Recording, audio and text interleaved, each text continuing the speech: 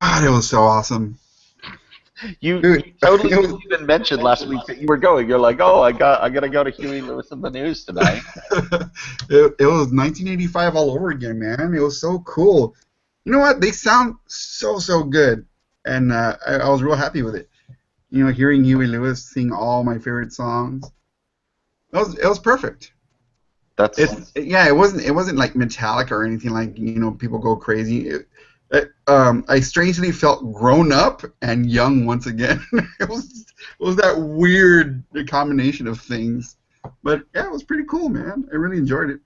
that's so. What would you say the median age of people in that audience Oh my was? God, they were so old.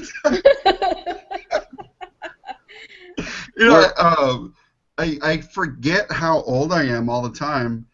And then I was in the crowd, and I'm like, man, a bunch of old geezers around here. And then I'm like, damn, I'm not that far from that, man. But Really here's the sad. thing. You were probably one of the youngest people in there because we were all in elementary school when Huey Lewis was big. Yeah, So yeah. it's not like people were in their 20s and like, oh man, this takes me back to college. Like those people are ready to pick up a social security check these days. Yeah, they had new material, but like every time he would start on one of their new songs, he'd apologize. He's like, "We're just gonna try it out. I know you guys want to hear all the other stuff, but we're gonna try this out, okay? Bear with us." But they sounded great, man, for their age. They're like what, 120 years old by now. They sounded great. Still got it. But They still got it. and the heart of rock and roll is still It's beating. still beating. Yeah, from what I hear, I believe it. That is good. And with that, let's begin our 14th episode of the Who Virgin podcast. Thank you for being here, Mark, as always, as my companion through all of this. Hello. And welcome back to Melissa. Thanks again for being here, returning champion Melissa. Hello. We unfortunately had a scheduling conflict with Rebecca Frost. She wasn't able to make it. Maybe next week or maybe the week after. We will see. Um, but we have lots of Doctor Who. This week I was able to get through the first 6 episodes of season 2. Or season Season 3. three. Three. Season Yeah. 3. So that's quite a bit. But first I wanted to talk about some relatively big Doctor Who news about Lego Dimensions. Now, Mark and Melissa, neither of you have ever heard of Lego Dimensions before. Nope. No, I just Googled it. It kind of looks like what's that other game that uh, Nintendo has? Infinity? Disney Infinity or Right? Skylanders. It's one of these. Skylanders, that's it. Yeah, it's one of these games where you get the video game and then you also get toys or collectibles that unlock other pieces, other levels, other play sets, other characters. Um, Disney has Disney Infinity, and Infinity 2.0 was a Marvel-themed set, so you had all of the Avengers and Guardians of the Galaxy. Skylanders is great. We have like a billion Skylanders in our house. My little boy just absolutely loves the Skylanders. So Lego has announced a game like this, and one of the first 3 inaugural playsets that they're going to have is going to be a Doctor Who set. So you will be able to get a Lego TARDIS, and that will unlock Doctor Who levels in Lego Dimensions. And you'll be able to get, I don't know which Doctors they're going to do as Lego figures yet, but I'm betting they'll have quite a few of them. So probably get one with a little fez you can put on, or That's awesome. because it's Legos. That should be fun. I'm excited for that. I had a friend who was complaining because one of the other sets that they're having is to start with is Back to the Future, and they're like, well, that's 2 competing time travel sets to start off Get with. That over doesn't it. make any sense. And I'm like, so what? Yeah, Hey, like get over it. I'm looking at the pictures and I'm seeing what looks like either Capaldi or John Pertwee, and it also has K9. hmm So I don't know if it's supposed to be Capaldi's doctor. That would probably make a lot of sense because most recent one. yeah, I mean, if they're going to try to promote the most current iteration of the Doctor, that would make a lot of sense. Yeah. So, but we know we're getting a TARDIS. We know we're getting some sort of Doctor Who. So, I guess you just kind of get prepared to spend a lot of money uh, on Doctor Who and Lego if you are at all interested in that. If it's anything like any of the other Lego video games, I'm absolutely set. The Lego Star Wars games, love them. The Lego Marvel Superheroes game, absolutely love that game. That's one of my favorite games that's come out in the last 5 years. So, I mean, that shows you like the kind of level of video gaming I'm at. But it's a great game to just stick in and play with your kids and have a lot of fun. And the fact that we have the Skylanders and the Disney Infinity shows that this is going to be right up our alley. So, You got to get on that. Yeah, it is a 12th Doctor. yep. Yeah, TARDIS, 12th Doctor, and K9 are going to be part of the pack. There you It go. sounds like fun. Yeah, I'll give it a try. Yep. So, and then of course the devil of this is that they keep continually adding new figures, and so it's like you get started with the base pack, and then suddenly they're going to be like, oh, and now here are 9 different companions you can collect as well, or so that's going to get to be a lot of fun. Cool. So yeah, start saving your money, kids, for Lego Dimensions. But let's talk about The Runaway Bride, which was a Christmas episode, which I mentioned last week. It aired actually in between the last few episodes of Torchwood, with the finale of Torchwood airing on New Year's Day. So this was fun. I enjoyed it. Although I don't know, it felt a lot like the last Christmas episode. You're going to get that a lot. Prepare yourself for that, because it's going to happen a lot. They even mentioned that it's like last Christmas, big spaceship invasion, and it's like the exact same thing happened. I mean, I know I made this same complaint about like, oh, it's the season finale, so it's the Daleks again. It's like, oh, well, there's another Christmas episode, another alien invasion. So, that's how it's always going to be? It's similar themes. Very, very, very similar themes. The expression on your face, you people can't see this because it's a podcast, but you just have your hand it's like up on your eye in exasperation. It's like, oh, so I'm really excited about the future. The common complaint among Whovians is that we can't wait for the Christmas special. We just hope that this time it's different. We say that every year. And last year, no, same thing happened. Right, Melissa? Yeah. The best thing about the Christmas episodes is that usually it's a few months after the last episode of the season ended, and so you're just so happy to see the Doctor and whoever the companion is again, and that's the main thing. You don't really look to it for like, some kind of groundbreaking anything, unless the aliens are breaking ground literally or something. It's just you're just happy to see them again, and it's something to look forward to when on Christmas Day, when you're just kind of tired and you're just glad it's over the holiday season, and so you're just like, oh, look, something familiar and wonderful. That's why I look forward to them. But yeah, they're a little disappointing. It's sort of like opening that present under the tree with your name on it, and you thought you knew what it was, and it turned out to be socks or something. It's just like that's so true. A sweater. Yeah, that's so true. And you get these high-profile actors though that it sounds like this time it's going to be great. We had Albert freaking Finney. Was it Albert Finney? No. Dumbledore. What's his name? Oh, um, Ah, Michael Chabon. Chabon. Right, Chabon. Yeah, we had him, and I was like, oh, this time's going to be awesome.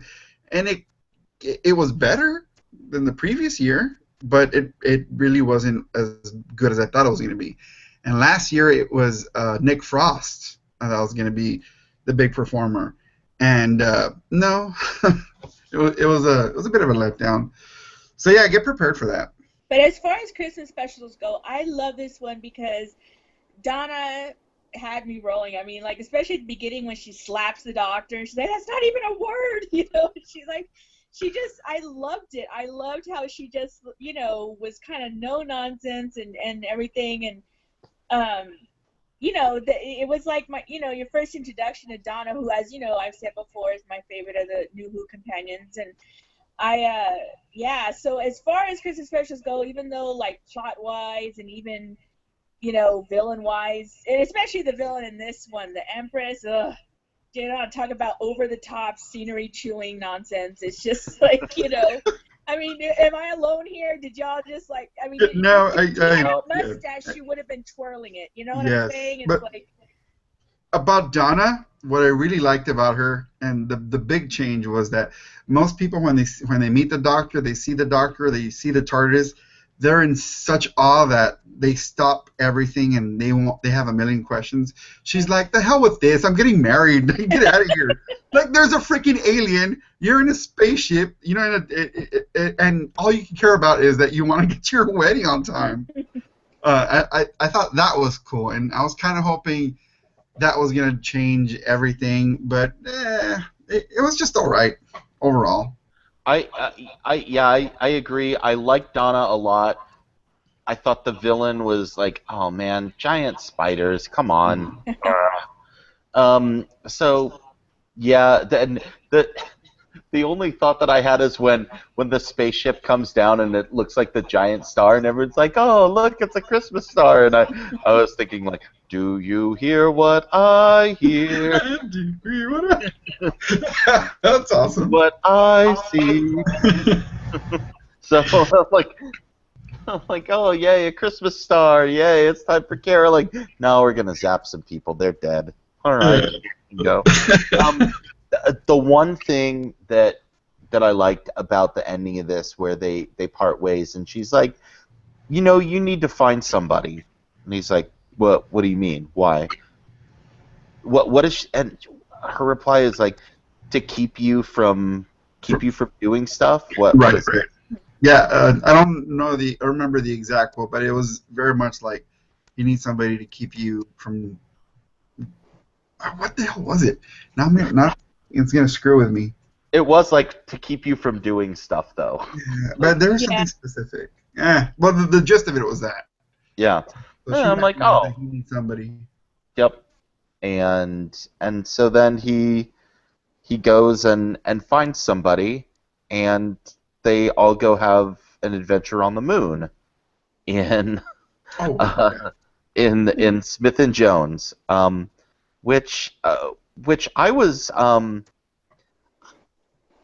don't know, I thought this was a good introduction for Martha Jones, but I wasn't like blown away by it.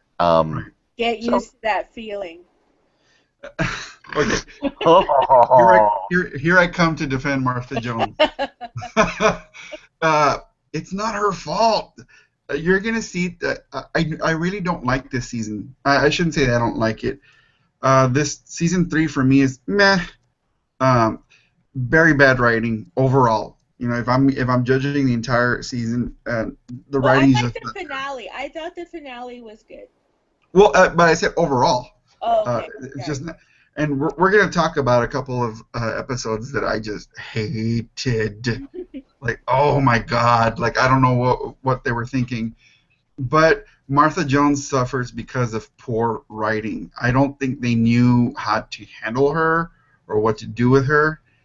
But I did like her as a companion because she's got spunk, man. and she acts on her own. She doesn't act or move around to get herself in trouble like Rose would, but she would just take charge and act. Rosewood. Uh-huh. Ah, Rose would. But you know what I mean, because Rose Yeah. would constantly just say, "Oh, the doctor said don't go anywhere. I'm gonna go somewhere, and then I'm gonna be the damsel in distress. Yay!" Yeah. Martha Jones doesn't do that, so that was a refreshing change right away. I agree with you on that. I will totally agree. And I even agree with you about poorly written. It's not her fault. But whether it's a character's fault or not, the way she was presented was a lot of wasted potential. Yes, She had the and especially in the finale, we see just how great and kick-ass she could have been the whole season, but wasn't. I And agree. it makes me so mad because finally we saw the Martha Jones that we felt like she could have been the whole season, and then we have to say goodbye. I mean, it's like, what the hell? You know, it's I a waste. completely agree with you. Completely agree with you. And she's just so wasted. Like I said, except for like maybe a handful of episodes, there's this season. There's maybe about 3, 4 episodes that were really good. The rest of them are just they're pretty much a waste. And the way they use her in those episodes is just absolute waste. She has acting capabilities that you know are there, and they're just not being Yeah. used. And if you look at the stories are so weak. So and she can't do much because we're gonna talk about it. I think that's the next episode where they go back to the Renaissance.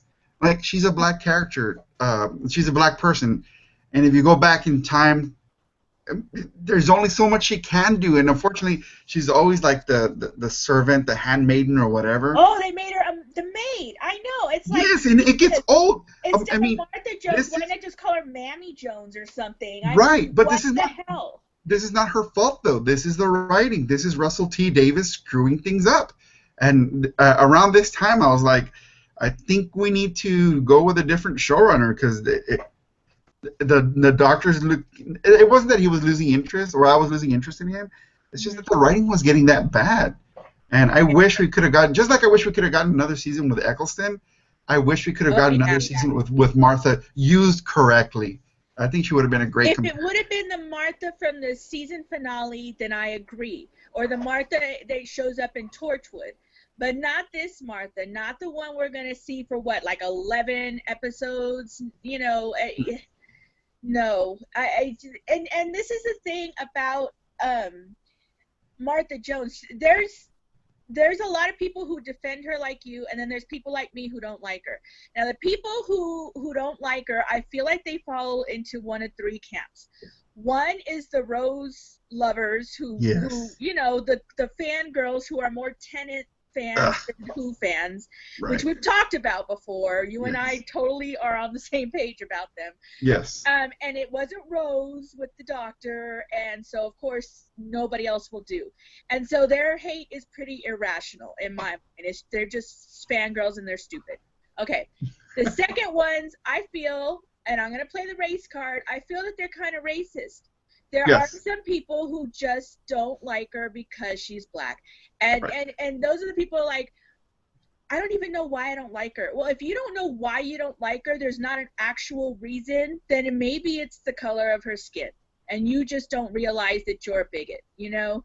And then there's people like me who look at it more from a female perspective and feel that she was just kind of a doormat through most of the season. And who hated that she pined over the doctor when it was clear, you know, that he wanted nothing to do with her romantically and kind of treated her bad at some points. And I that, you know, you have the first companion of color, and you purposely keep taking her to the past where she has to be subjugated. And then the one time they take her to the future, do we get to that one today? Yeah, it's in the first 6. That one, the Gridlock. Yeah. Oh, yeah. To the future where she could maybe, or her race wouldn't be an issue, and you have her kidnapped and she's stuck in a car for the entire whole episode. You know, I mean, what the hell? And so I understand when you defend her and you say it's not her fault. Yeah, I don't blame like Fremont. I don't blame the actress or anything like that. But I still have to go on the character's merits, and there aren't many because they squandered her. You know, they just squandered her, and that's why I don't like her.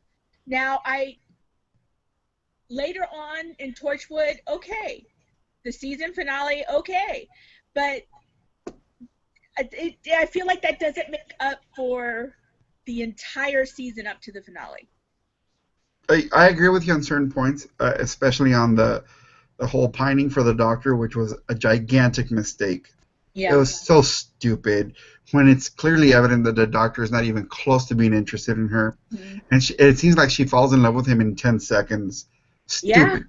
So stupid. But once again, this is the writing. This is Russell T Davies' fault. The way she was handled. And to his credit, I think he thought that, well, I have a companion of color. I can easily just put her in any situation and things will be okay. I want the world to see that this is okay. That's a great attitude to have, of course, but when you're going back in time, you can't ignore the realities of time. You just can't. This is one of the reasons that watching that show Merlin would just irk me, because they had actors who were colored, of course, people of color, and they try to make it seem like, oh, this is normal back in medieval England. They were all hanging out. Like, no, they would have been killed because of they were Moors. They were heathens. Like, they would have been killed on the spot. Like, we don't have much historical data of people of color just hanging out in medieval England. So that doesn't make sense to And me. And the way, yeah, that reminds me in the Shakespeare Code. Remember when they leave the TARDIS and she's like, "Oh, am I going to be taken as a slave because they're in 1599?" And the doctor's like, "Oh, just walk around like you own the place. Works for me." Okay, it works for you because you're a white man. I know. Hello.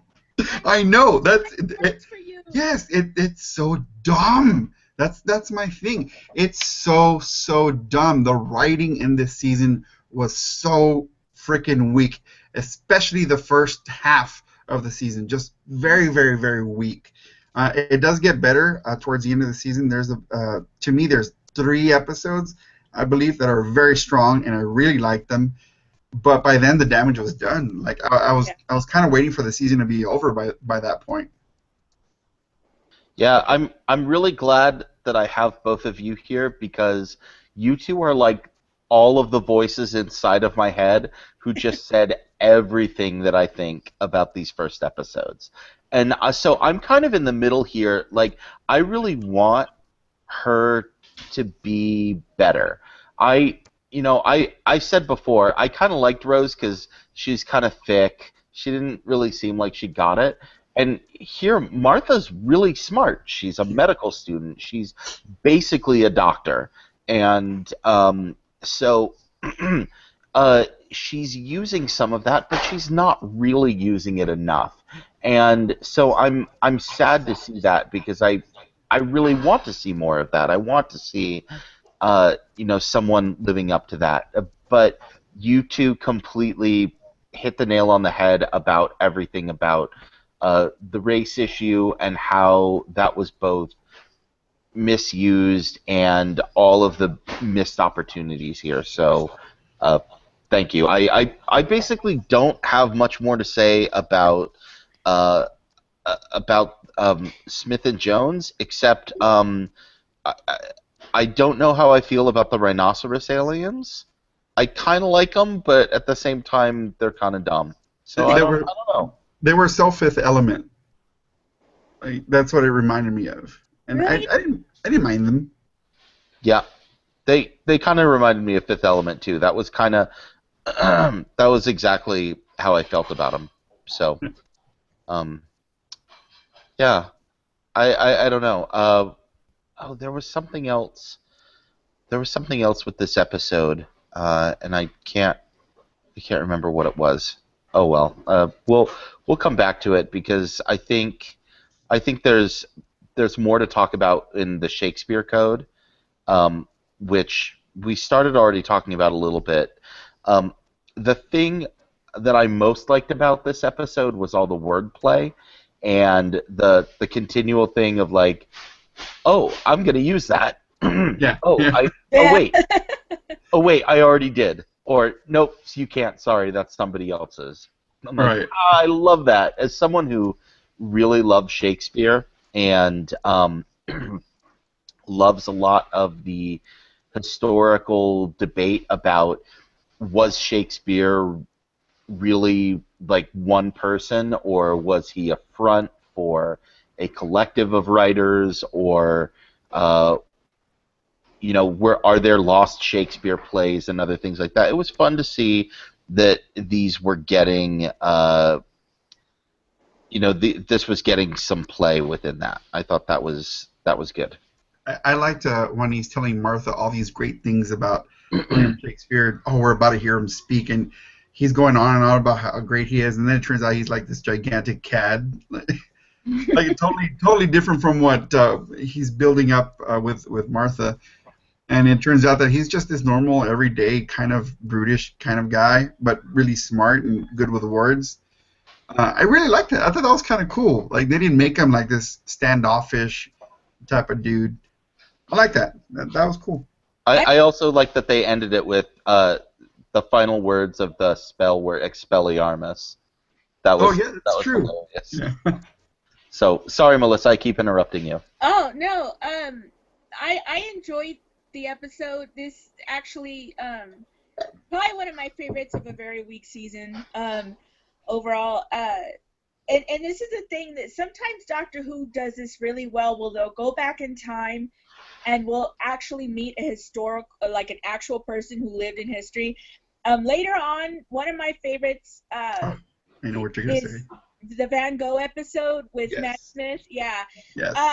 It's a few seasons away, but I loved it. And I know some people thought that episode was kind of schmaltzy, like the ending or whatever. I loved it. I did. And I love how they leave little things behind that don't cause like a paradox or anything. Like for instance, Martha is like the dark lady of the sonnets, you know what I mean?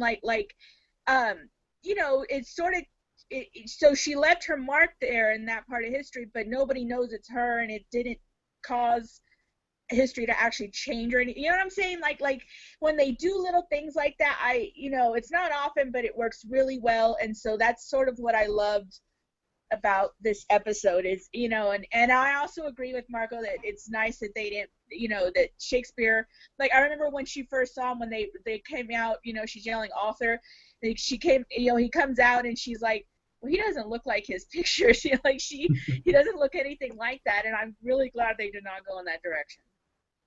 Yeah, it was kind of funny because I thought that they picked someone who looked a lot like Shakespeare in Love, where it's like they were, yeah, they were very much kind of channeling that same, again, where Shakespeare was kind of a cad, and he was a more playful character. Mm-hmm. So historicity aside, I felt like they went for like, I don't know, pop Shakespeare. So. Yeah, I see that. Yeah. The other thing that I liked about this was when they were talking about how Martha came from a faraway land called Fredonia, where a woman could be anything, including a doctor. It's like that was kind of the only counterpoint to a lot of this, of her being marginalized within that. And it's like the fact that, I don't know, they had to tell people this, and that we still have to kind of fight for it today is kind of sad. That there are still people who are like, oh well, I don't want a woman doctor, or I don't want a woman whatever, or something like that. I think that was interesting. Okay, that's going to be like a real big conversation, because there's two camps when it comes to the doctor being a woman. Oh no! I'm sorry. I meant like a woman doctor, like a physician. Like there are okay, all right. I was like, we're gonna get into this now. No. No, I meant people who are like, oh well, I don't want to be seen by a lady doctor. Only the man can give me the medicine. So yeah, that's kind of That's kind of crazy though, because I hear that all the time. My dad's old and he's set in his ways. But when they told him they were going to have to do that prostate exam on him, he's like, "Well, I just hope it's not a lady doctor. It better be a man in there." I'm like, "Dad, you're saying you want a guy to stick a finger up your butt? Like, if there was ever an occasion for a woman to do this, now's the time. Like, why are you okay with a man sticking his like? You're not making much sense here, Dad." That conversation went south real quick. Yeah, and then although I don't know, Marco, that sounds a little bit homophobic on your part. No, I'm just kidding. I don't even care. I don't even care at this point. Just do what you got to do. I don't even care. Whoever, whatever. Whatever. Yeah. So no, but that was so yeah. I think of all of the episodes that I watched, of all the Martha episodes, this was probably my most favorite. That was a good one. And then the witches as well. Oh, and the ending. You probably don't understand yet why Elizabeth I is so pissed at the doctor. Oh yeah, no. But you're gonna find out. You're gonna find out before the season's over, and it's so cool. Oh, okay, good. Yeah. So that's great. Which leads us to Gridlock. But before we get to that, we're going to take a little bit of a break, and then we'll come back and we'll do Gridlock and the 2 Dalek episodes. So The worst. on the other side. Worst episodes ever? No, not ever. Monsters in Love is still it, but God, those were bad. That was a bad stretch of Doctor Who. I remember that season. That was horrible. Okay, all of that and more on the other side of this break. Go. Ugh. All right, I'll be back, boys. Okay. Yeah, the Doctor being a woman though, that's like a big conversation. Yeah, and not one that I wanted to necessarily get into right now. I think we might have to when we actually. I definitely want to have that episode, especially in context of when we go back to Gallifrey and we see him as a child, because you brought that up, and then we can. I think there's something to. I mean, you mentioned Bruce Jenner, Caitlyn Jenner, and the whole like. I don't know. I don't know how I feel about this. I'm not in either camp, but I think there's. I don't know, and what's interesting is I don't think that there's necessarily a politically correct answer to this, because if you're like no, if a person, because no one out there is saying like that a person who identifies as male and is anatomically a male should be forced to change their gender. Like, not even the most like insane out there loco feminists would ever be like that. So yeah. So I don't think that's.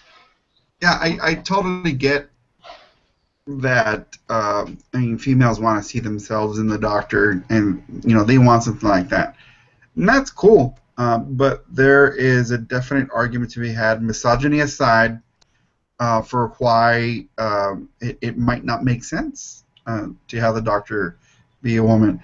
I don't care. I'm still gonna watch. I mean, Jesus Christ, I've been watching Doctor Who for this long.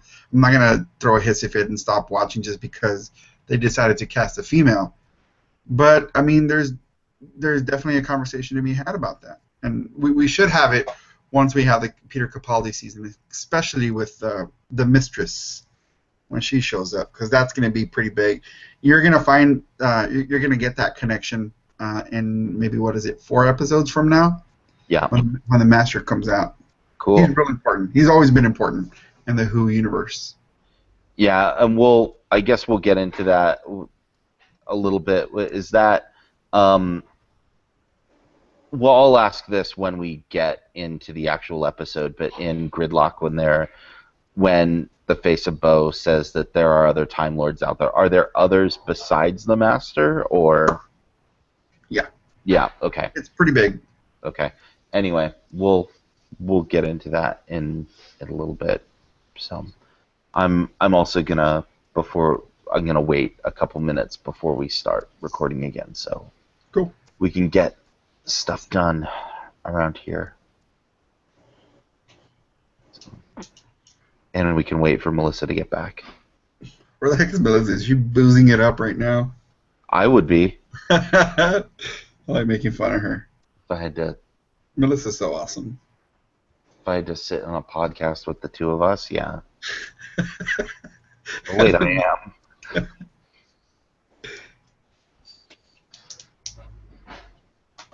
Are you boys talking about me? I heard. Heck yeah. Yes, we are.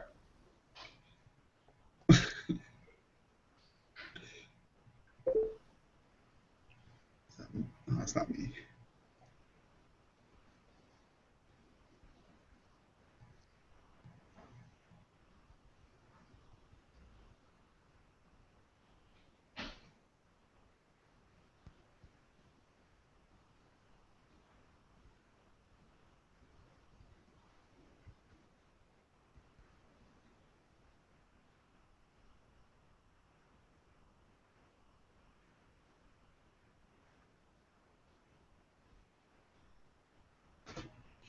I was supposed to go to Lockhart earlier today, but we woke up so late. We tried Black's Barbecue a few weeks ago. It's pretty good, but we also want to try. I don't know how they pronounce it. Kreutz. Oh yeah, it's Or the Oh. Texans pronounce words so weird. Yeah, it's I can't remember that one. I think it's just cruises, isn't it? Or cruises? There's also Smitty's, which is also good. I read bad reviews on that though. I read that it's freaking hot in there, and It is freaking hot in there. yeah, me and hot don't mix well. It's definitely a get it and get it to go. It's really a hole in the wall. The great thing about Blacks and Cruises is it's like kind of homey. They actually like have like a nice space in there. There's one other place in Lockhart that I've never tried. We just didn't get to it, and I couldn't remember. Like my brother came into town, and I said, let's go to Lockhart, and we'll go to each of these three places, and we'll get like the tiniest little bit of brisket and whatever else at each of these places, and then we'll like decide what we like is the best. I came away thinking like that's all really good, but I don't need to come to Lockhart again. Like Salt Lick is fine for me, and Rudy's will do in a pinch. Like I guess I know I'm not like a true Texas barbecue aficionado person when like I'm okay with Rudy's. Rudy's. Yeah. Have you gone to Franklin? No, I have never done the Franklin thing. What is your problem? You're right there, man. Well, my problem is I don't have like a morning that I can just go sit and wait for 4 hours for it. You call in sick, man. You have to do this for us. Take one for the team, man. I need, see, here's what I need is I need a reason to do it. I need other people with me. My friends John and JR, when they came into town to do ACL, they did it, and I was gonna go do it, but I couldn't get away from work that morning.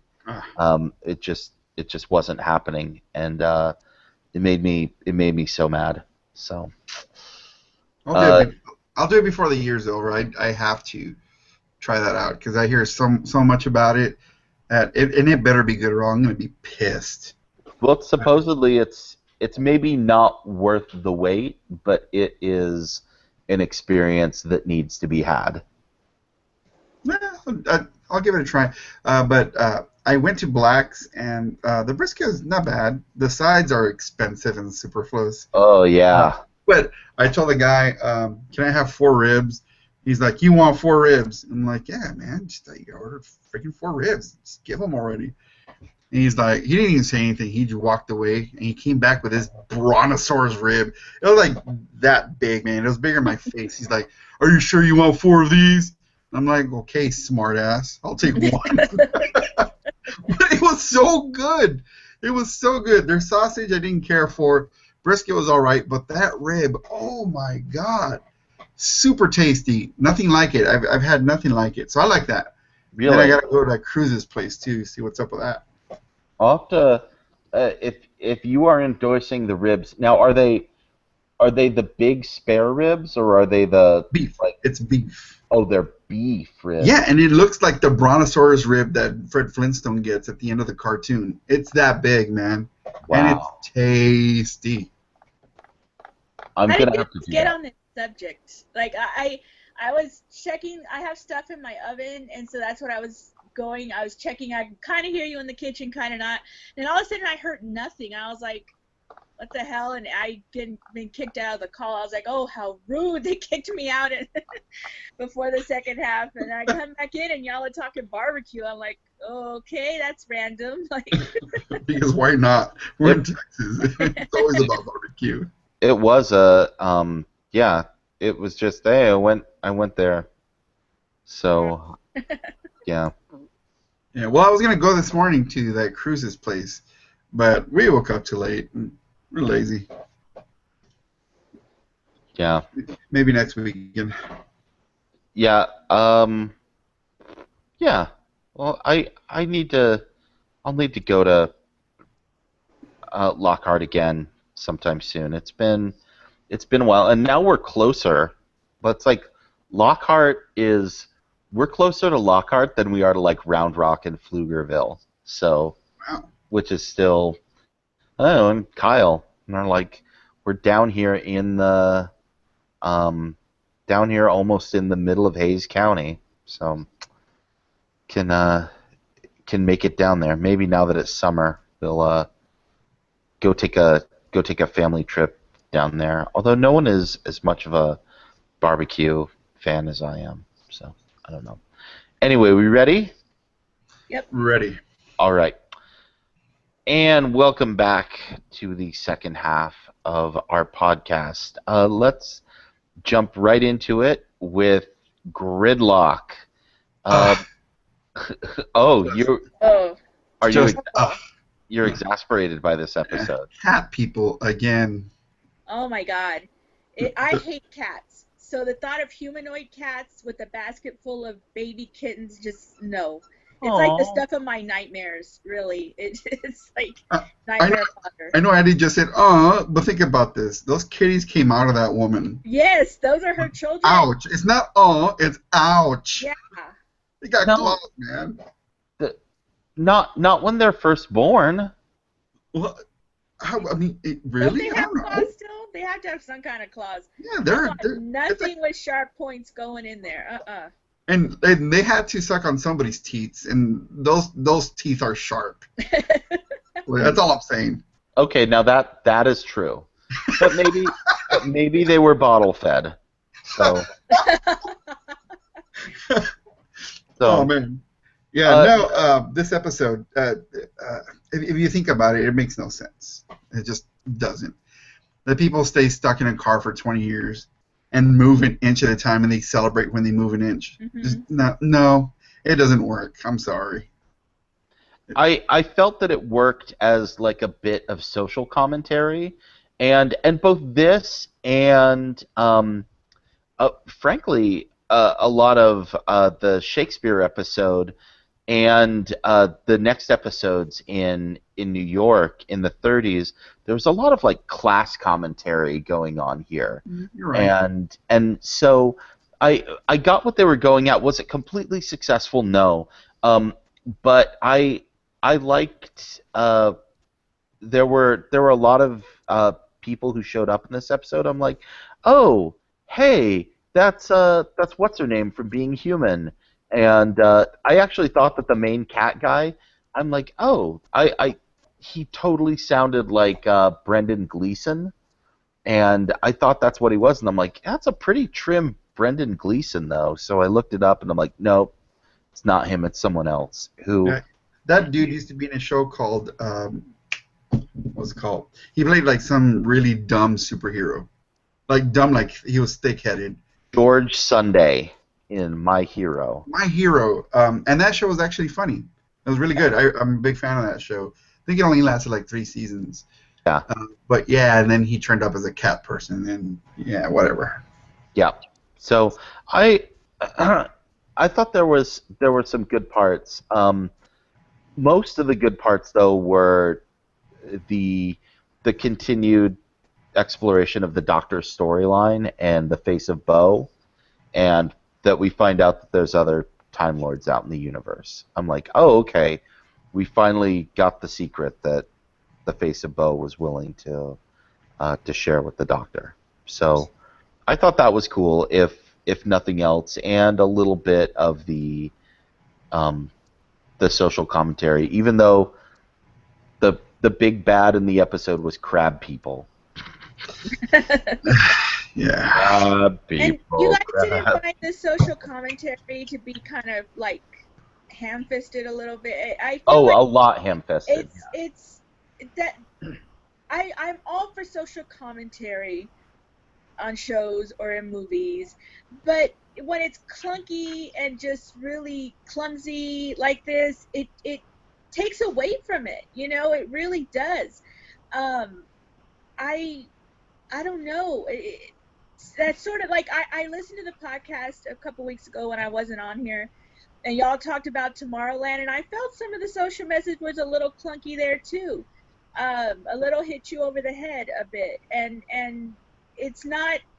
I still enjoyed the movie overall because I finally did get to go see it, but I just you know but here it's especially just ham-fisted, and you know, you would figure when you reach this level of writing on a show as beloved as this that you'd have a little bit of a defter hand with this stuff, but he doesn't, and I guess this is another one of the problems I have with the Davies era. You know, and I think I said a few weeks back how I felt like Davies is kind of deaf to like a lot of the criticisms.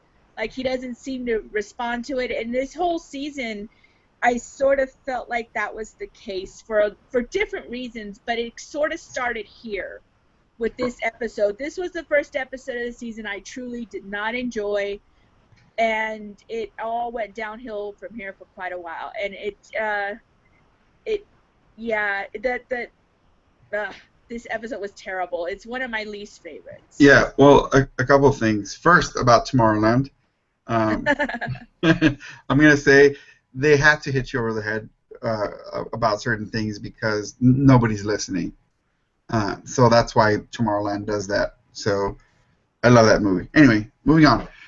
Second, this is around the same time that Torchwood is being made. So I think Davies' focus shifted to Torchwood over Doctor Who. Why? I don't know. Well, Torchwood is his baby. That's his creation. So I think he put all his effort into that, and the writing and the direction of Doctor Who suffered because of it. And it doesn't get all that much better in the coming seasons. It gets better, but not all that much. And that's why he eventually had to leave, because he just wasn't as focused as before. And you're right about this being ham-fisted in terms of the social commentary in such a way where I didn't want to hear it anymore after a while. Like, the episode completely lost me. And it's cool that we get to see the face of Bo, and yes, there's other Time Lords, so that's kind of cool. But it doesn't make up for it. It's just a waste of an episode.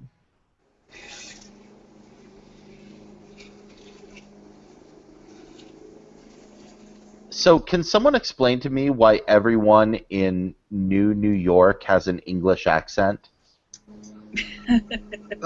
I think I just said it right now. Lazy direction of the show. The fact that it's filmed in Cardiff, so it's all British actors.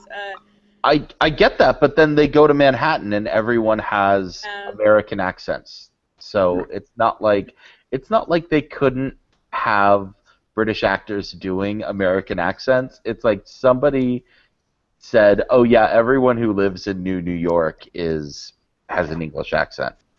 Right. So that was a choice. I don't know if it had been like, yeah, I don't know, but yeah, that's just another piece. Oh, and the other thing, did anyone else notice at the very beginning of the episode, the first car that we see that goes down into the fast lane, the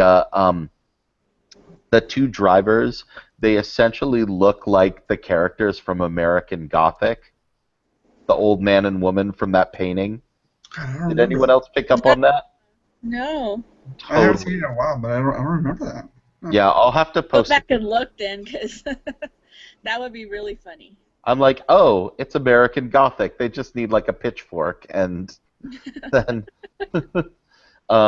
anyway, let's move on from this because yeah, I felt that was kind of weak, and if they hadn't come back around with the face of Bo, it would have been um, well, and checking in with some of my other like favorite random British actor people.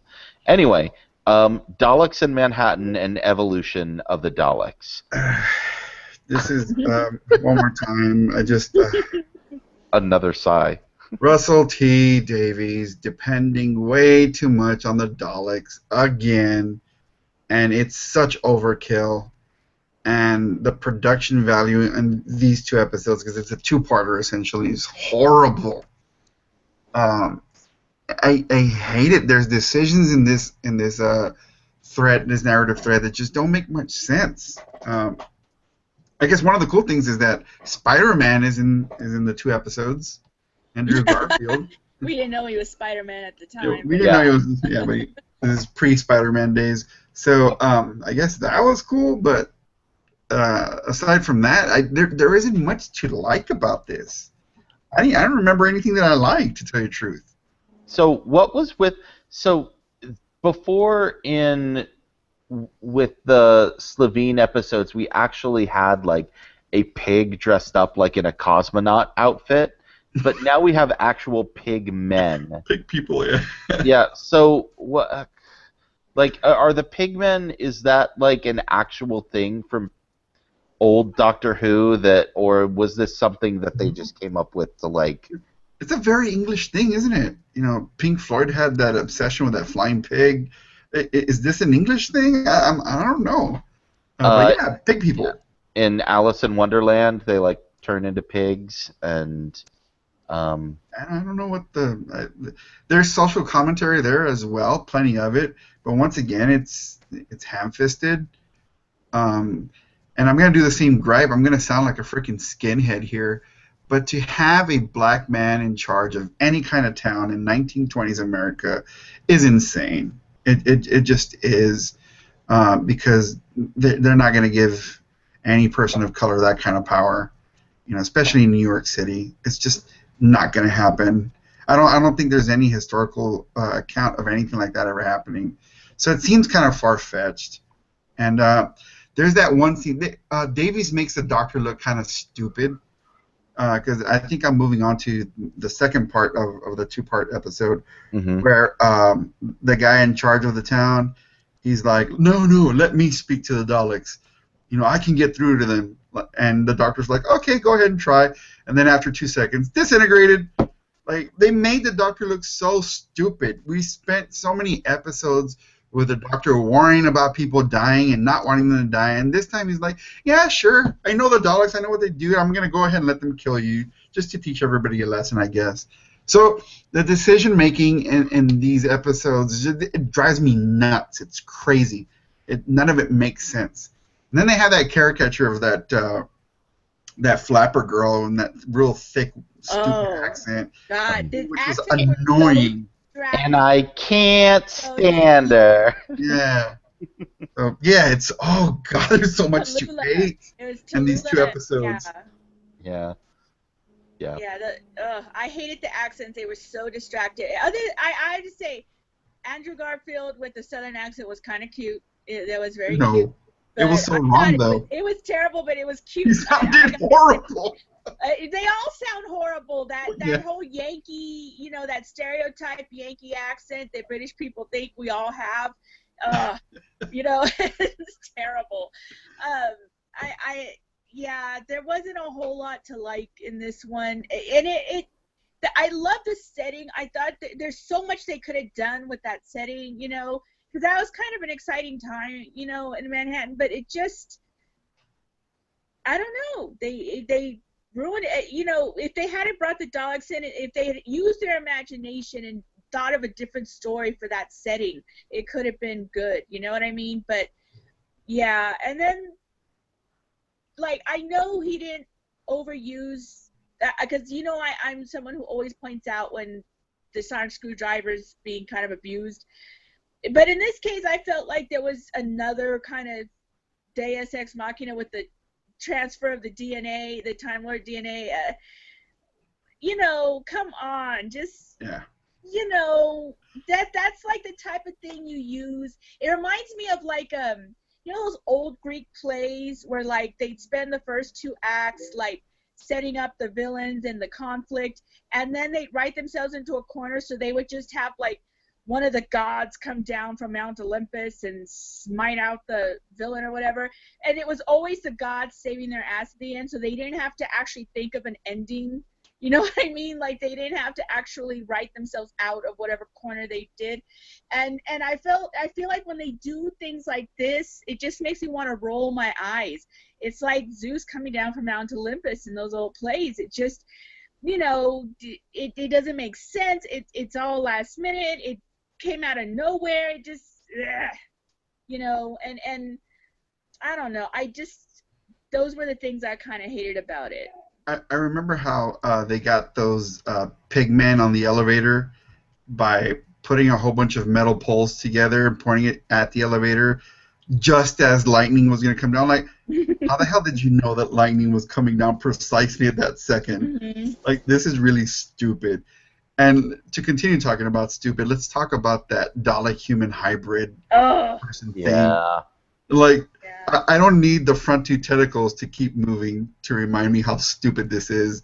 Like, it just seems so... oh, God. I don't, it's driving me crazy already. Like that, right? When they show him in just the very side where the tentacles are moving.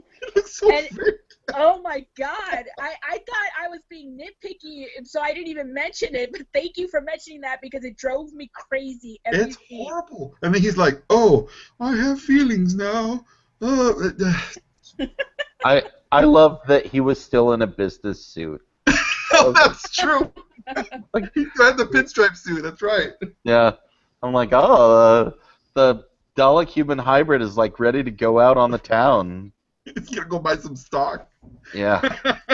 Yeah, it's the whole thing was dumb. It was just dumb, and this was the very weak writing once again. And Martha's kind of forgettable. I think she's used it better in this episode because She's not kidnapped the whole episode. Well, yeah, but yeah, God, I remember how much I hated this watching this, and I was so afraid that the rest of the season was gonna be this way. So yeah, thank God that it doesn't end this way the rest of the season, but it's not all that much better. Yeah. I'm kind of, I don't know.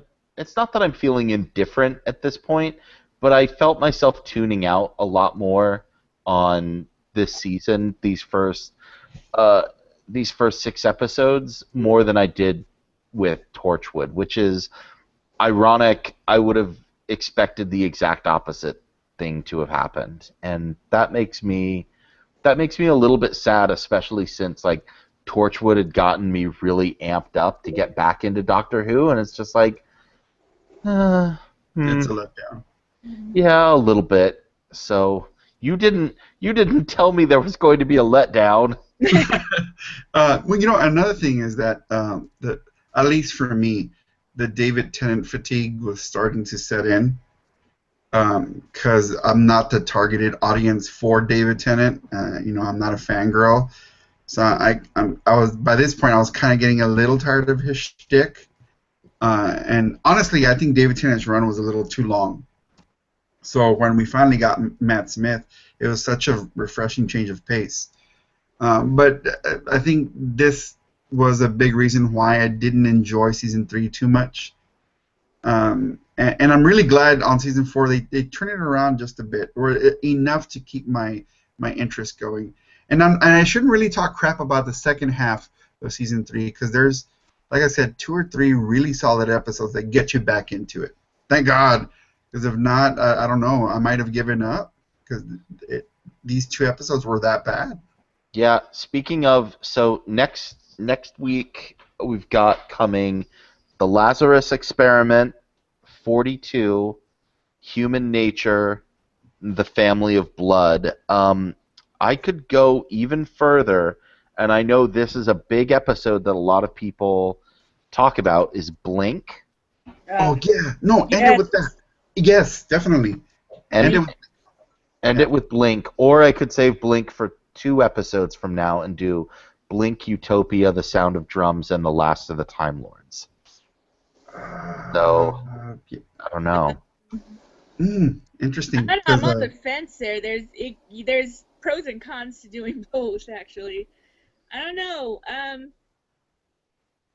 Blink is probably one of my all-time favorite episodes. Yes. Utopia is not bad. We get to see an old face. And Last of the Time Lords was actually kind of cool. I remember that. And like Melissa said, Martha Jones is actually pretty good on this one. Yeah. So you might be right. Save the last 4 for a separate show. Or I could go really crazy and I could watch all 8 episodes this week. I think that's a possibility as well. We could have a supersized episode with all 8 episodes. So, I don't know. We'll see. I'm not going anywhere this week. My travels are done for the immediate future. But I do have an exciting new project that I'm working on, and I hope people will come and check it out. If you go to boredashellcast.com, this is a new movie reviewing podcast and website that I'm doing with my buddy Adam McDonald, who was there at my Who deflowering, when the very first episode of Doctor Who that I watched with Peter Capaldi and the Daleks. So he's the hussy that you're going to cheat on us with. Exactly. Well, to be fair, I've known Adam a long time, and he and I have both been writing for Big Shiny Robot together for a long time, and we just said, like, somebody needs to do a movie review podcast, so let's do it. So we have our first episode up.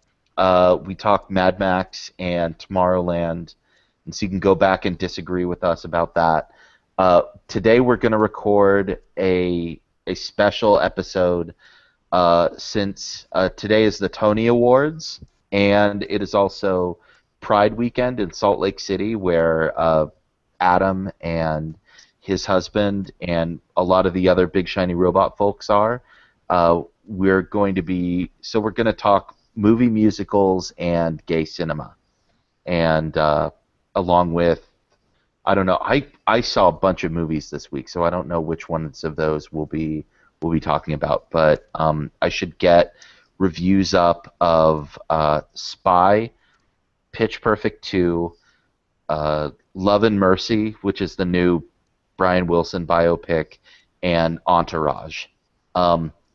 3 of those movies I really liked. One of them I think is absolutely spectacular, and one of them is a piece of absolute dog crap. And Entourage? Entourage. You will have to check back to the website, or what a jip. Yeah, I First know. you cheat on us, and then now you won't give us info. But yes, the answer is Entourage. I already knew. You didn't even have to confirm that, okay? Yeah, no. I mean, did we need another Entourage movie?